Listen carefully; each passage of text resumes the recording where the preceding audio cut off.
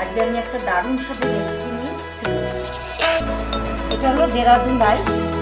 লাগবে হলো পেঁয়াজ, তার সাথে আমি দিয়ে দিচ্ছি ফুলকপি আছে, আলু আছে, ডিম আছে, চিংড়ি মাছ হবে, কাঁচা লঙ্কা, টমেটো, আদা রসুন বাটা, গরম মশলা, ঝাল লঙ্কার গুঁড়ো, শুকনো লঙ্কার গুঁড়ো, এখানে আছে হলুদ, এখানে আছে কাশ্মীরি লঙ্কার গুঁড়ো, এখানে আছে জিরে গুঁড়ো, এখানে ধনে গুঁড়ো। তেলটা গরম হয়ে গেছে, ফুলকপি দিয়ে দিচ্ছি, তেল দিয়ে দিচ্ছি,